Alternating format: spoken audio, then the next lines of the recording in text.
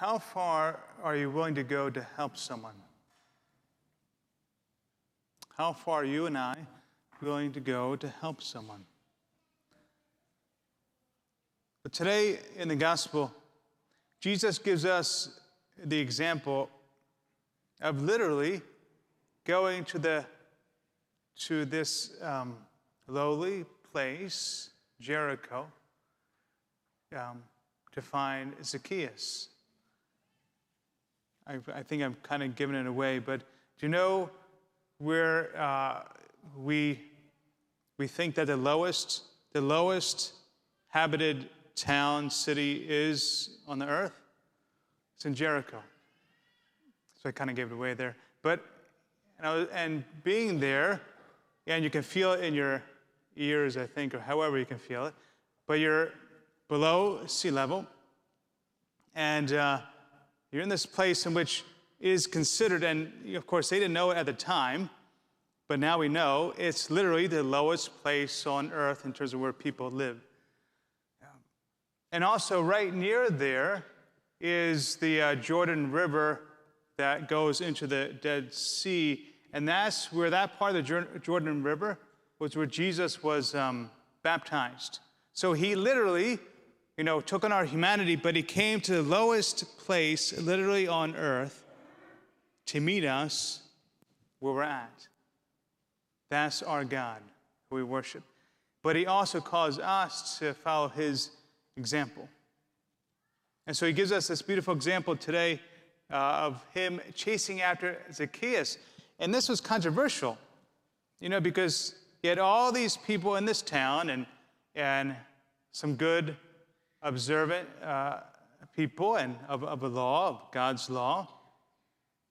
And yet, he calls this Zacchaeus, who says not just a tax collector, that was bad enough. Tax collectors were in league with the occupying force, the Romans. They were seen as traitors to their people, and they were more often than not extorting people, taking money for them, stealing. And he was a chief tax collector and wealthy.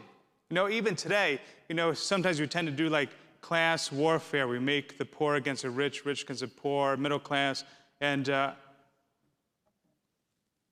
he says to Zacchaeus, "Today I must stay at your house." So that is scandalous to the people. Why can't he stay at my house? I'm praying. I don't have all this money that he has, and he's stealing money from people. He basically admits to it.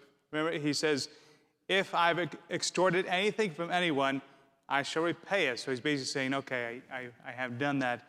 But it says he came down quickly and received Jesus with joy. He received Jesus with joy. And he gave that statement, "Behold, half my possessions, Lord, I shall give to the poor. I will repay anything else 4 times over."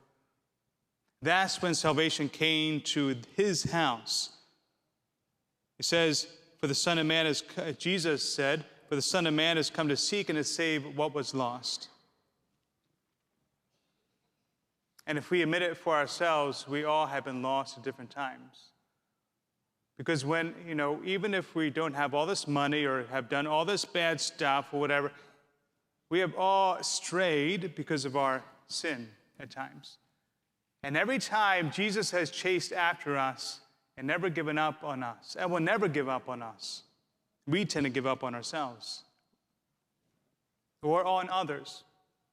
We can be like the people here and they're grumbling, and we can judge other people and say, okay, because you believe this, because you've done this, I can't even talk to you. I can't even spend time with you or dialogue with you.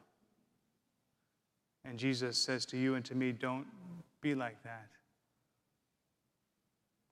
Our call as disciples of Christ and as a parish is especially to seek and save the lost as part of our discipleship. Remember, that's the last part of our vision. Transform lives by making church matter, yes, we want to do that by engaging people. Building disciples, growing in our discipleship, yes. And seeking and saving the lost, even if they don't think that they're lost, even if they don't think that they need Jesus. But we're called to not just stay in our comfortable place and not just judge people, but to go out and dialogue and go out and invite people to Jesus, a relationship with Jesus. So that's why last week I mentioned all these things that we're doing as a parish, and please take a look. That's just a picture of the inside of the annual report there. If you didn't get one in the mail, you can get one in a narthex, but just example, and last week, all the things that you have done in this parish. But I don't want you to just hear from me. I want you to hear from Kathy, one of our new parishioners, and how what you have been doing has impacted her and her husband. Hello, I'm Kathy Wass, and I am a relatively new member of St. Patrick's Parish. My husband and I, in 2020, sold some property, and it meant that we would need to leave our church of over 25 years. And we decided that it was time to begin to look for something that would be close to our home. So in 2020, we started looking, but that was during the time where COVID was affecting most of the country. So we had to look online for a variety of different churches, and we selected 8 within the vicinity, and we would watch online to hear their services. And it was Easter Sunday of 2020 when we turned on and watched St. Patrick Parish and Father Matt. There was something in that service that moved us, so we found that week after week after week, we were tuning in. And after about 8 weeks, I remember turning to my husband and saying, I think we found our church. And he said, well, I'm Catholic, but you're not. And I said, that's okay. I'll become Catholic. And that began a beautiful journey, which ended with my confirmation last year. And now we are part of this wonderful parish. And I can tell you I have never been so happy in my life with our spiritual decision. This church is beautiful. It has the angels, and it's so warm and inviting. I love that the church is young. It has young people bringing the sacraments down the aisle each week. I even like hearing the babies scream out, because that tells me that it is a young church, and that's the future of our church. The sermons that Father does are so educational. Thank you. I feel like I'm learning. There are so many opportunities to do things. Also, Bible in a Year. We were part of Alpha. We are part of a Connect group that meets twice a month. And also the diocese has offered us many opportunities to do things that we have really learned so much about Scripture and about our church. So we look at St. Pat's as something that is not just coming to church on Sunday for us, but it's like having built a family or someone we can feel close to. I am so happy to be part of St. Patrick's, and I am so happy that we found the perfect church home for us. Okay, so thanks to Kathy for her witness there, and a beautiful witness. And so it's just one story of what's been happening. You know, a lot of times we and the staff, we see behind the scenes and we hear all these stories, but I want you to hear at least one of those stories. In fact, I think we're planning on having in our newsletter to come in the future more victories to put what's been happening, so we all hear the stories of what people have been saying. But in order for us to grow as a parish, to meet the needs of everyone in the area, and even by live stream, so we have 2 campuses, in-person campus and online campus. That takes effort, that takes money, that takes resources, and it takes staff. So just going to show you briefly some pictures of our staff. There's a picture they took last week. I wasn't there, I was in meetings in Stockbridge, but here's our staff, or most of our staff here. And, how'd he get there? How'd the Philly fanatic get there? I don't know how. They actually put that in the picture. Okay. Anyway, so yeah, go Phillies. So that's most of our staff there. So I'll just show you clergy, our deacons there, Brother Alex, seminarian. Also, we should add Father Diego, who just came as well. And just briefly, the other all the staff here. Looks like it's not coming up. So if you can go to administration, the next administration there.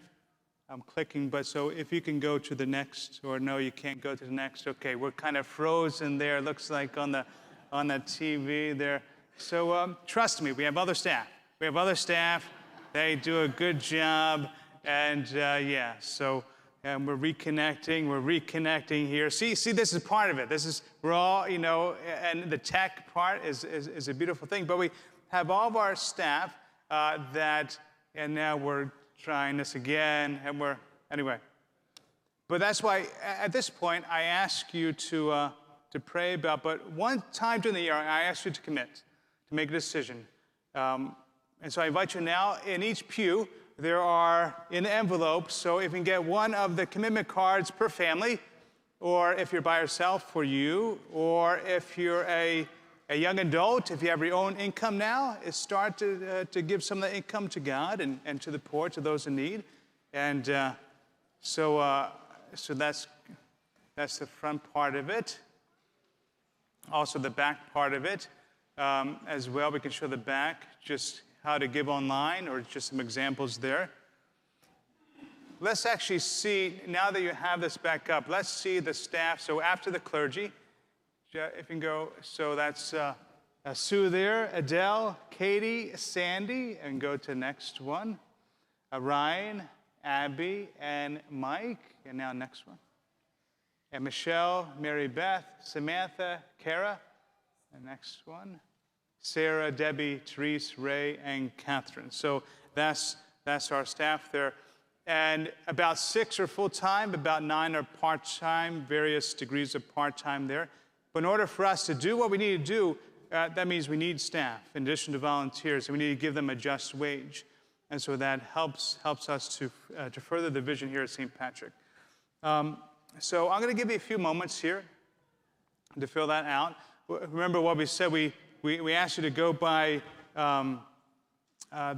some principles there. And if you can bring up that one scripture verse from Tobit, and unless, no, you can't bring it up. Okay, you can't bring it up. So trust me, from the Old Testament there in Tobit, it says, give in proportion to, if you're wealthy, to give out of that. If you're not wealthy, to give out of that. But wherever you're at, give something. Give something. And we all can do our part. Because it helps us, it helps God to further the mission to offer the sacraments and all the ministries.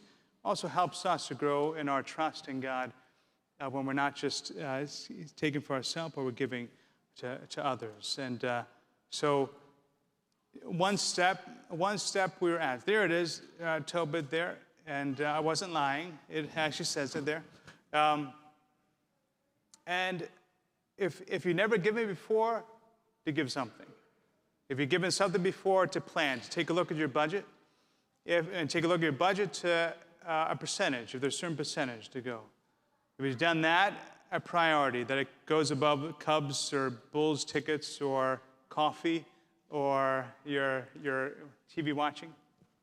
And also progressive, that we're always growing, always trusting, more sacrificially giving. So thank you for that. I'll give you a few more minutes, and if you've already done this already, if you've mailed it in, if you can just pray at this time.